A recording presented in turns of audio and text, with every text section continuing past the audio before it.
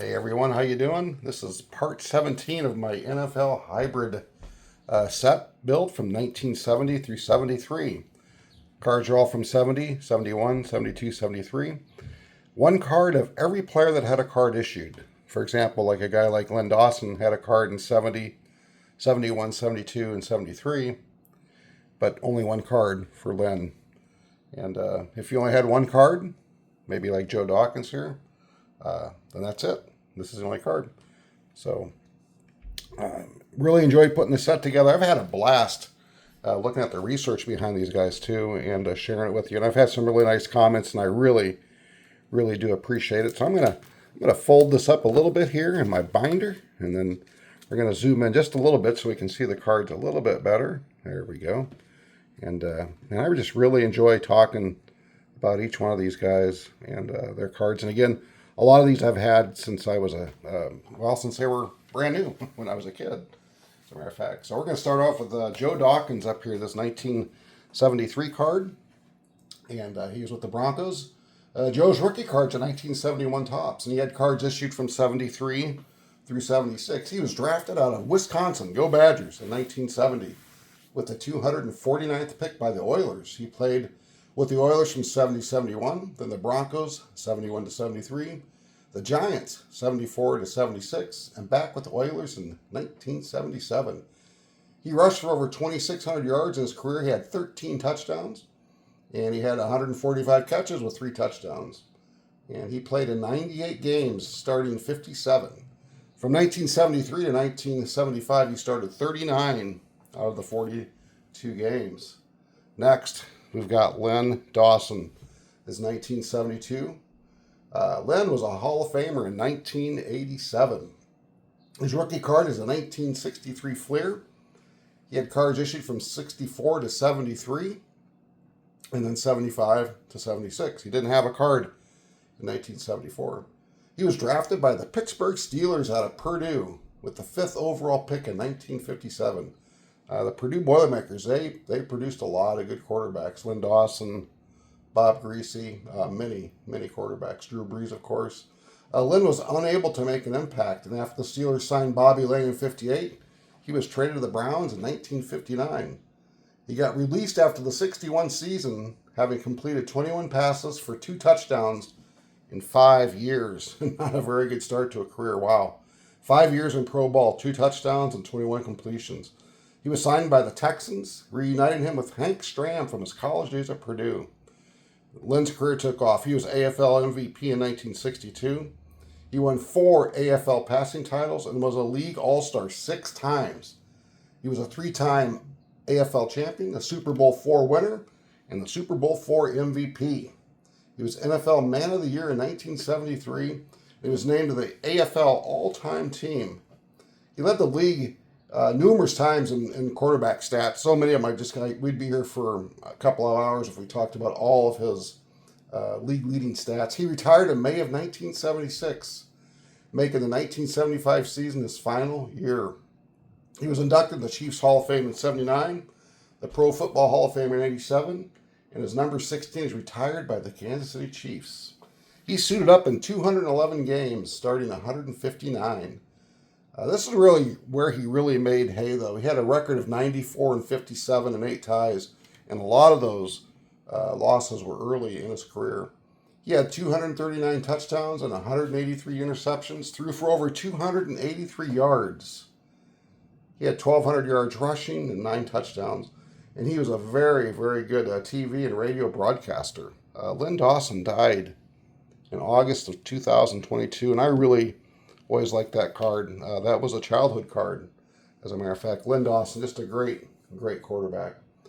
Next, we've got Steve DeLong with the Chargers, his 1970 card. His rookie card was a 65 tops. And his last card was issued in 1973. He was drafted out of Tennessee, the Volunteers by the Chargers and the Bears. He signed with the AFL Chargers. He was a 2-time All-American and an Outland Trophy winner at Tennessee. He was an AFL All-Star, and he led the AFL sacks in 1969. He was traded to the Bears for the 72 season. Steve suited up for 103 games, starting 89. and he died in 2010. Bob DeMarco, Cardinals. His rookie card is the 1964 Philadelphia. He also had cards issued in 65 and 66, and then 73 through 75. He was drafted by the Chicago Cardinals in 1960 out of Dayton with the 157th overall selection. He played for the St. Louis team from 61 through 69, the Dolphins in 70 through 71, the Browns 72 and 74, and then finished up his career with the Rams in 1975. He was a three-time Pro Bowler, a first-team All-Pro in 67. He was first-team All-Conference 64 to 65 and 67 to 69. He had a pretty darn good career.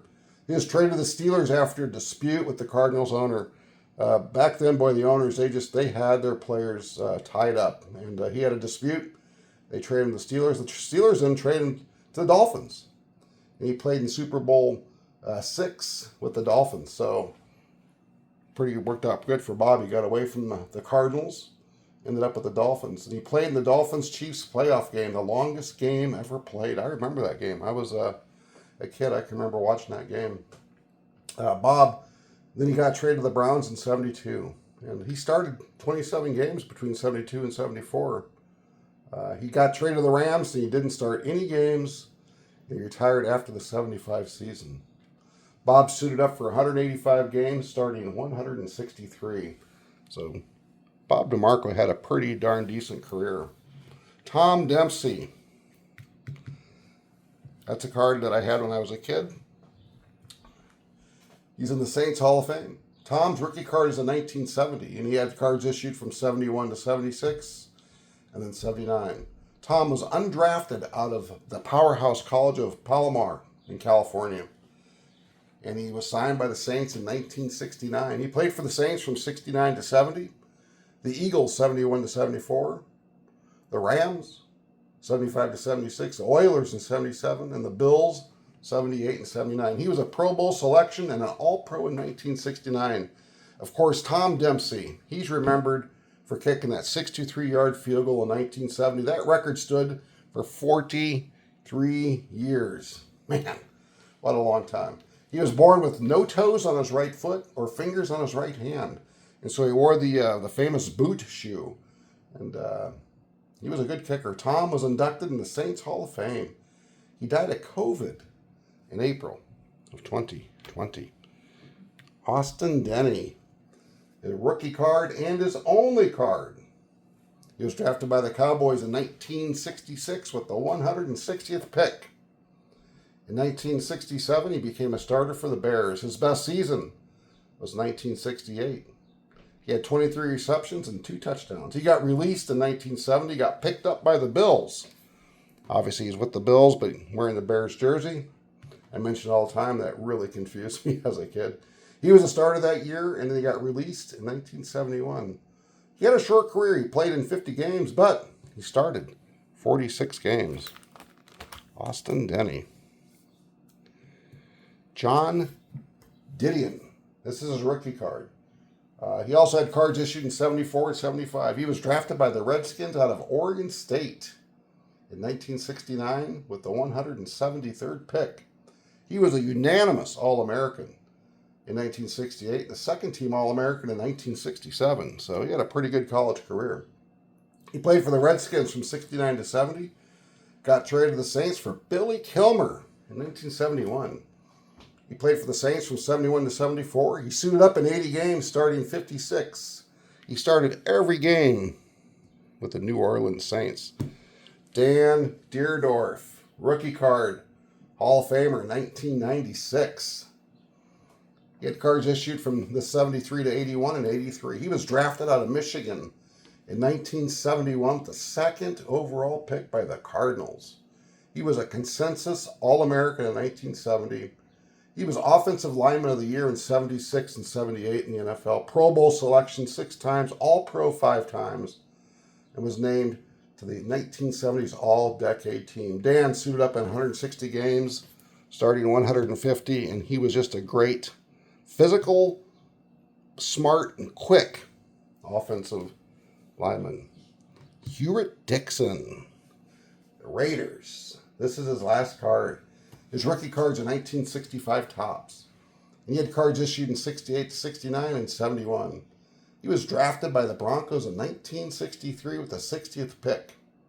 In 1963, he played in 5 games. And then in 1964, they moved him to a tight end. And he started 12 of the 14 games as a tight end. He got traded to the Raiders in 1966, and he played with them from 66 through 70. He was an AFL champion in 1967 and played in Super Bowl II, where the Raiders lost to the great Green Bay Packers and Vincent Lombardi. He was a 3-time All-Star and a Pro Bowl selection in 1970. His best year was 1970. Then he retired after that year. Kind of a strange way to go. He played in 99 games, starting 80, and finished with 5,900 yards from scrimmage. And he had 28 touchdowns. Hewritt died in November of 1992. And I always remember that card as a kid. One of my favorite cards. For whatever reason, I don't know why, but really liked it. All right, guys. I am loving looking back at these cards. And it's so much fun to have put this set together, and I'm glad to share it with you. And I really do appreciate the comments. I know there's a handful of you guys that are pretty steady with leaving a comment, and I really do appreciate it. All right, guys, enjoy the hobby. Keep on collecting. There's a lot of ways to put sets together, and this is one of them. Take care.